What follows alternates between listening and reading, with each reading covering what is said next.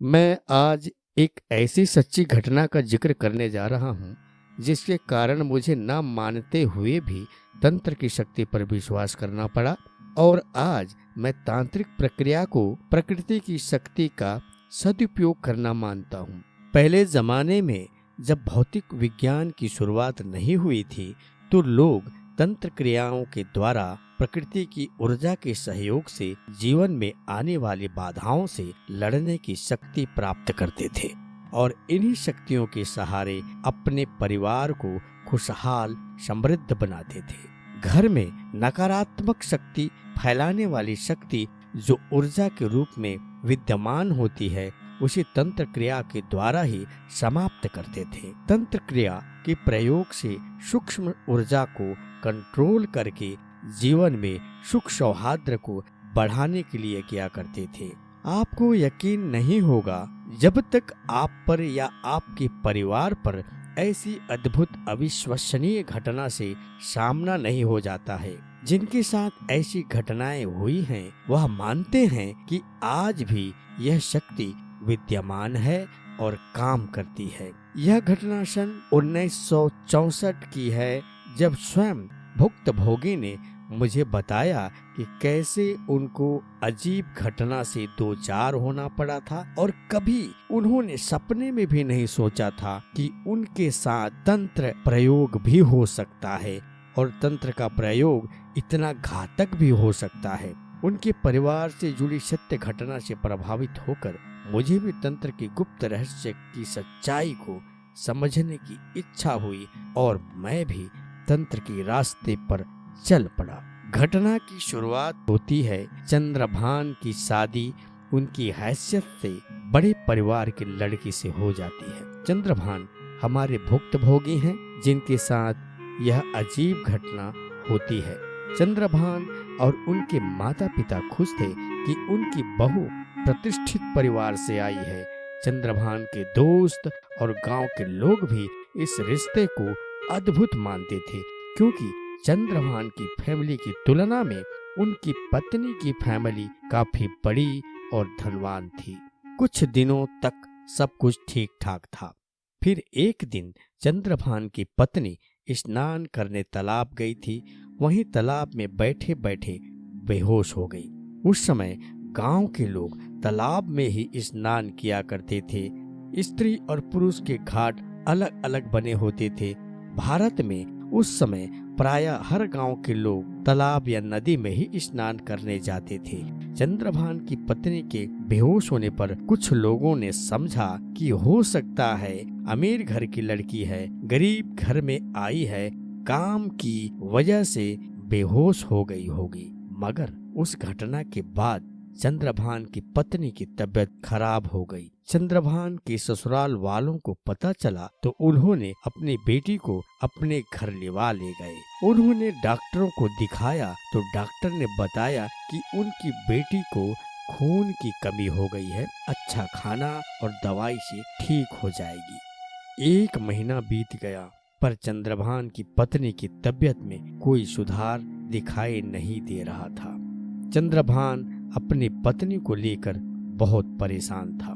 चंद्रभान के पिताजी चाहते थे बहू उनके घर पर ही रहे क्योंकि गांव में लोग दबी जुबान से चंद्रभान की मजाक उड़ाया करते थे। शादी के बाद चंद्रभान भी अपनी पत्नी के साथ अपने ससुर के घर में ही रह रहा था। चंद्रभान के पिताजी ने किसी तरह अपने बेटे और बहू को अपने गांव ले जाने के लिए राजी कर लिया। चंद्रभान की पत्नी के स्वास्थ्य पर कोई फर्क नहीं पड़ रहा था। चंद्रभान डॉक्टरों को दिखा दिखा कर थक गया था। 3-4 माह हो चुके थे। चंद्रभान की आर्थिक स्थिति भी कमजोर थी। ऊपर से बीमारी ने पूरे घर की आर्थिक स्थिति को बदहाल कर दिया था। पूरा परिवार परेशान हो चुका था। समूचे घर में उदासी, अजीब सी मनहूसियत छाई हुई थी। पत्नी को तिल तिल मरते देख चंद्रभान रोता था। गांव के लोग जिसकी शादी को एक मिसाल कहा करते थे, चंद्रभान स्वयं को धन्य मानता था।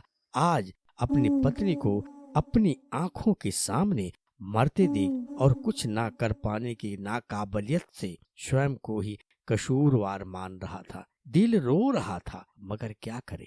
गांव के लोग नवरात्रि की तैयारी में लगे थे। सभी खुश थे, लेकिन चंद्रभान और उनके परिवार के लोग बहुत दुखी थे। चंद्रभान को लगने लगा था कि शायद उनकी पत्नी को बचा नहीं पाएंगे। डॉक्टर की दवाई का कुछ असर नहीं हो रहा था। कोई कारण समझ में नहीं आ रहा था। क्या करें, किससे सहयोग लें। चंद्रभान एक दिन खेत से वापस लौट रहे थे कि उनको उनके मित्र दिखाई दिए। उनके मित्र गांव में सरकारी स्कूल में गुरुजी थे। चंद्रभान से उनकी बहुत बनती थी। गुरुजी ने चंद्रभान से उनकी पत्नी का हाल चाल पूछा। चंद्रभान ने बताया कि अब शायद उनकी पत्नी नहीं बच पाएगी। हम जितना कोशिश कर सकते थे कर लिया। उसकी हालत बहुत खराब हो चुकी है। शरीर सूख कर कांटा हो चुकी है। पूरा चेहरा विभत्स हो चुका है। शरीर के नाम पर एक ढांचा ही बच गया है। अब तो घर के आसपास कुत्ते भौंकते हैं तो लगता है कि यह कुत्ते हमारे घर के लिए ही भौंककर हमें आने वाली मृत्यु के बारे में सचेत कर रहे हैं। हर समय मौत का भय रात दिन अपशकुन जैसा महसूस हो रहा है। हमारे पूरे परिवार के लोग रो रहे हैं। समझ में नहीं आ रहा है गुरुजी कि हम अब और क्या करें ताकि मेरी पत्नी को बचा सकूं। गुरुजी ने बड़ी संजीदगी से पूरी बात सुनी और सुनने के बाद बोले, चंद्रभान जी, आप मेरी एक बात मानेंगे? चंद्रभान ने पूछा, क्या बात गुरुजी? आपको नहीं लगता है कुछ अजीब सा संकेत मिल रहा है और आप समझ नहीं पा रहे हैं? गुरुजी ने कहा, मुझे तो कुछ समझ में नहीं आ रहा है गुरुजी। चंद्रभान ने कहा, शायद आप स्वयं पीड़ित हैं, इसलिए आपको दिखाई नहीं दे रहा है। मुझे कुछ और ही नजर आ रहा है। क्या बात है गुरुजी? चंद्रभान ने आश्चर्य से पूछा। आपको मैं एक उपाय बता रहा हूँ, अगर आपको विश्वास हो तो करिए, गुरुजी ने कहा। क्या उपाय? चंद्रभान ने पूछा। एक प्रक्रिया है, उसको आप करके देखिए। अगर जैसा मुझे अभी महसूस हुआ है, अगर यह सही है तो शायद आप अपनी पत्नी को बचा पाएंगे। क्या किसी और डॉक्टर को दिखाना है? चंद्रभान ने पूछा। नहीं, मैंने कहा आपको एक छोटी सी प्रक्रिया करना है बस। क्या प्रक्रिया है मुझे बताइए, मैं करूंगा। तब गुरुजी ने बताया कि आज शाम मेरे घर आइए, मैं आपको कुछ बताऊंगा। चंद्रभान घर पहुंचे तो पत्नी खाट में सोई हुई थी। इतनी दुबली हो चुकी थी कि दूर से बिस्तर में एक गठरी के समान दिखाई दे रही थी।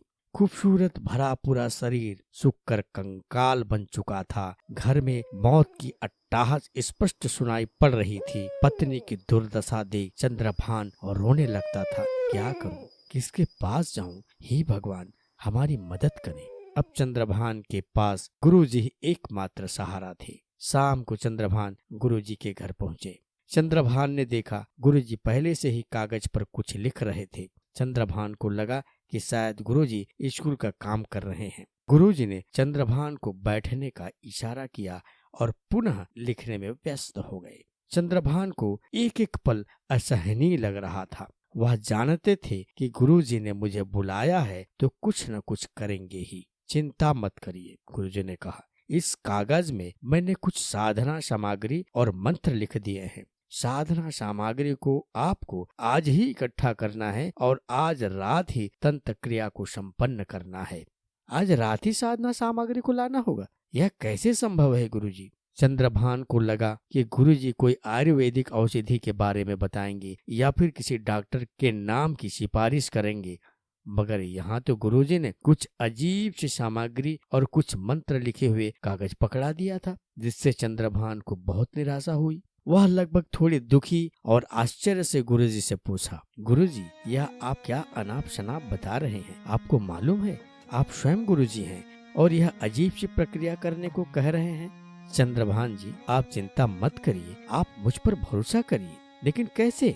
आपका यह प्रक्रिया अंधविश्वास से ज्यादा कुछ नहीं है। आप जानते हैं मेरी पत्नी का इलाज शहर के नामी डॉक्टर से चल रहा है। अगर मेरी पत्नी को कुछ भी हो गया या आपके उटपटांग इलाज से तो लोग गाली देंगे। मैं भी अपने आप को माफ नहीं कर पाऊंगा। गुरुजी यह सुनकर खामोश हो गए। उन्हें चंद्रभान से ऐसे व्यवहार की उम्मीद नहीं थी। चंद्रभान गुरुजी के इलाज की प्रक्रिया से बहुत निराश हुए थे। फिर अपने आप को कंट्रोल करते हुए गुरुजी से अपने व्यवहार के लिए क्षमा मांगी और चलने लगी और गुरुजी के मंत्र लिखे कागज को वहीं स्टूल पर रख दिया। गुरुजी अभी भी खामोश थे। उन्होंने चंद्रभान को बाहर निकलते हुए देखा। जब चंद्रभान उनके घर से गली में निकल चुके थे तो गुरुजी ने चंद्रभान को पुकारा और कहा, एक बार इस प्रक्रिया को प्रयोग के तौर पर देख लो। मैं वादा नहीं करता हूँ, मगर मैं जानता हूँ अभी आपको सच और झूठ में फर्क करना कठिन हो रहा है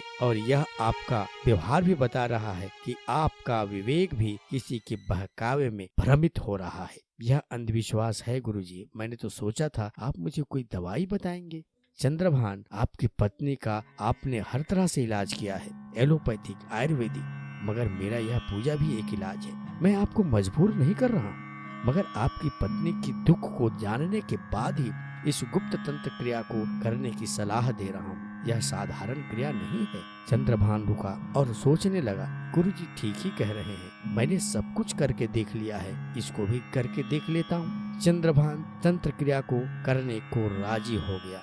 गुरुजी ने बताया कि जल्दी ही साधना सामग्री का आज ही प्रबंध करें और आज ही यह प्रक्रिया की जाएगी। किसी और दिन नहीं हो सकता है? चंद्रभान ने पूछा। देखिए, आज का दिन तंत्र की दृष्टि से अति उत्तम है। अभी नवरात्रि चल रही है और आज अष्टमी है। अगर आज नहीं होगा तो एक तो फिर दीपावली के दिन ही करना होगा और दिवाली में करेंगे तो काफी देर हो जाएगी। आपकी पत्नी की तबीयत को देखते हुए यह अच्छा नहीं होगा, गुरुजी ने समझाया।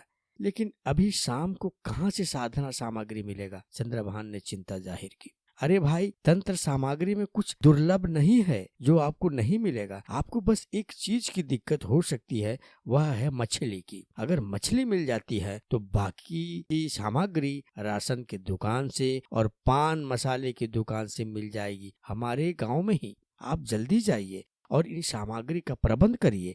आज रात में ही तंत्र क्रिया करना होगा। चंद्रभान ने देखा कि सामग्री में पान, लौंग, इलायची, महिला के श्रृंगार की सामग्री, चूड़ी, 5 रंग के और मछली इत्यादि लिखे हुए थे। नीचे मंत्र भी लिखे हुए थे। गुरुजी ने समझाया कि अगर आज यह पूजा संपन्न हो जाती है तो इसका प्रभाव बहुत होगा और अगर जैसा मुझे आपकी पत्नी के मामले में महसूस हो रहा है तो 100% तंत्र काम करेगा ही। मगर चंद्रभान डर रहे थे कहीं कोई गलती ना हो जाए, इसलिए वह चाहते थे कि पूजा को स्वयं गुरुजी ही संपन्न करें। गुरुजी ने समझाया, डरने की कोई बात नहीं है। आप तुरंत सामग्री इकट्ठा करें और आज रात्रि में तंत्र के लिए उचित दिन है। आज रात में ही इस प्रक्रिया को पूरा करें। अगर आप स्वयं इस तंत्र को संपन्न करेंगे तो प्रभाव ज्यादा होगा, इसीलिए आज ही इस कार्य को करें। जाइए, देर मत करिए। लेकिन चंद्रभान को यह प्रक्रिया थोड़ी डरावनी लग रही थी, इसलिए चंद्रभान ने आग्रह किया कि यह पूजा अगर गुरुजी स्वयं संपन्न करें तो अच्छा रहेगा। पर गुरुजी ने कहा कि आपको डरने की जरूरत नहीं है। आप स्वयं इस पूजा को संपन्न करें और इसका प्रभाव आप स्वयं देखेंगे। चंद्रभान की परेशानी को देखते हुए गुरुजी ने कुछ सामग्री की प्रबंध अपने स्तर पर कर दी और बाकी की सामग्री की व्यवस्था चंद्रभान ने उस दिन कर ली। अब जरूरी पूजा तंत्र क्रिया करनी थी जिसे स्वयं चंद्रभान को करना था। चंद्रभान अपनी पत्नी के लिए कुछ भी करने के लिए तैयार थे। रात्रि के 10 बजे के बाद तंत्र की पूजा आरंभ हुई। रात्रि भयानक लग रही थी। कुत्ते की भौंकने की आवाज दूर तक सन्नाटे को चीरती हुई दहशत को बढ़ाने के लिए काफी थी। पूरा परिवार डर के साए में सिमटा हुआ था। खाट में चंद्रभान की पत्नी जीवन मृत्यु से संघर्ष कर रही थी।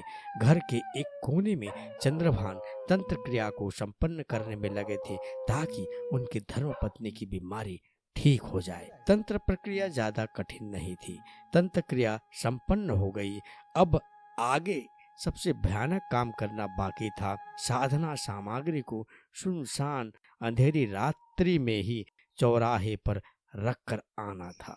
गांव से दूर 2 किलोमीटर दूर ही एक चौराहा रास्ता था जिससे 4 गांव के रास्ते मिलते थे। यहीं पर साधना सामग्री को रखना था। सबसे बड़ी और खतरनाक बात थी कि साधना सामग्री को लेकर जाते और आते समय कोई व्यक्ति ना देखे। चंद्रभान के लिए यही सबसे बड़ी समस्या थी, क्योंकि गांव में नवरात्रि की पूजा हो रही थी, जिसके वजह से रात में भी लोगों का आना जाना लगा हुआ था। चंद्रभान को आज ही साधना सामग्री को चौराहे में रखना था और आते वक्त पीछे मुड़कर नहीं देखना था और ना ही दौड़कर भागकर आना था। आराम से पैदल चलकर आना था। कितना भी भय महसूस हो, भागना नहीं था और ना ही पीछे मुड़कर देखना था। बहुत कठिन काम था। आखिर मौका देखकर चंद्रभान साधना सामग्री को लेकर चौराहे में रखने के लिए निकले।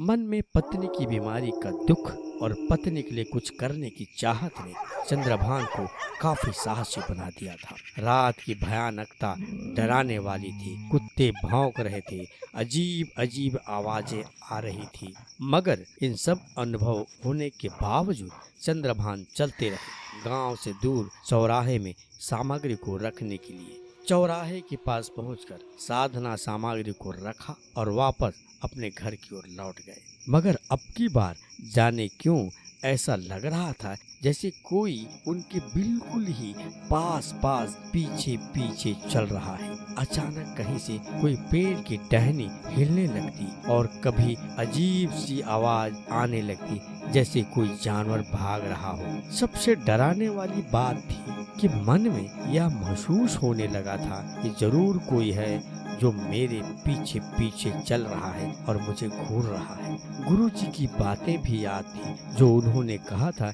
कि चाहे जो हो जाए पीछे मत देखना और ना ही जोर से भागते हुए चलना, आराम से चलना, जैसे आपको कोई भय नहीं लग रहा है। यह प्रक्रिया तंत्र की महत्वपूर्ण क्रिया है। लकड़ बग्घे की आवाज भी भय को बढ़ाने वाली थी। रात की भयावह सुनसान और अजीब अजीब आवाज किसी को भी भयभीत करने के लिए काफी थे। मगर चंद्रभान ने बड़ी बहादुरी और शांत मन से इस प्रक्रिया को पूर्ण किया और अपने घर लौट आए। संयोग से किसी ने भी इनको नहीं देखा और यही बात तंत्र को सफल बनाने के लिए काफी थी। दूसरे दिन सुबह उन्होंने पत्नी को देखा तो उन्हें काफी खुशी हुई। उनकी पत्नी, जो अकेले खाट से उठ नहीं पाती थी, वह खाट में बैठी हुई है। अरे, तुम उठ गई अपने आप? चंद्रभान ने खुशी से कहा। पता नहीं, आज मुझे भूख लग रही है सुबह से, पत्नी ने कहा। यह तो अच्छी बात है, मैं चाय बनाता हूँ। अम्मा पिताजी को भी यहीं बुला लेता हूँ। चंद्रभान जैसे अपने कमरे से बाहर पिताजी के कमरे की तरफ जाने लगे तो उन्होंने देखा उनके आंगन में पड़ोस की एक बूढ़ी औरत खड़ी है, जिसे चंद्रभान बड़ी अम्मा कहा करते थे, जो अक्सर उनके घर में आया जाया करती थी। घर के लोग उनकी बहुत इज्जत किया करते थे। इतनी सुबह बड़ी अम्मा को देखकर चंद्रभान को आश्चर्य हुआ।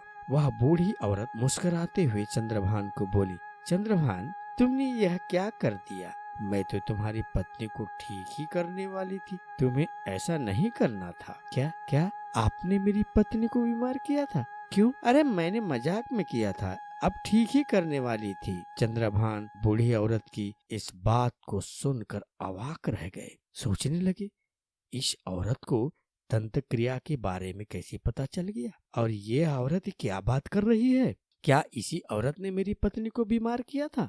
चंद्रभान पल भर की देरी किए बिना गुरुजी के पास गए और गुरुजी का दरवाजा बंद था। चंद्रभान गुरुजी को आवाज देने लगे। सुबह सुबह चंद्रभान की आवाज सुनकर गुरुजी थोड़े चिंतित हो गए और सोचने लगे, कहीं कोई अनहोनी घटना तो नहीं हो गई। उन्होंने दरवाजा खोलते ही पूछ लिया, चंद्रभान गुरुजी को देखते ही उनके पैरों में गिर पड़े। आपने मेरी पत्नी को बचा लिया गुरुजी, मैं आपका बहुत आभारी हूँ। और चंद्रभान ने आज सुबह बूढ़ी औरत के द्वारा बताई गई बातें बताई और वह अचंभित थे कि साधारण सी दिखने वाली औरत इतनी बड़ी तांत्रिक हो सकती है। वह सिर्फ मजाक के खातिर किसी की जान ले सकती है। चंद्रभान की पत्नी मात्र 15 दिन में पूरी तरह से ठीक हो गई। डॉक्टरों द्वारा लिखी गई दवाइयां काम करने लगी थी और वह बूढ़ी औरत ने अब आना बंद कर दिया था। चंद्रभान को समझ में नहीं आ रहा था क्या यह चमत्कार है। एक छोटे से तंत्र क्रिया से उनकी पत्नी बच गई थी,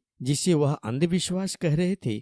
उनकी पत्नी की बीमारी के लिए संजीवनी बूटी का काम किया था। उनकी पत्नी आज भी जीवित है और चंद्रभान की मृत्यु हो चुकी है। जब उन्होंने इस हैरत अंगेज तंत्र क्रिया के बारे में मुझे बताया तो मुझे भी यकीन नहीं हो रहा था। आखिरकार मैंने भी तंत्र को आजमाने के लिए तंत्र क्रिया को समझने की कोशिश की और धीरे धीरे मैं भी तांत्रिक क्रिया को अपने जीवन में शामिल कर लिया। आज मुझे कहने में कोई झिझक नहीं होती है कि मैं भी तांत्रिक पद्धति को मानता हूँ और मुझे इस क्रिया पर पूर्ण विश्वास है।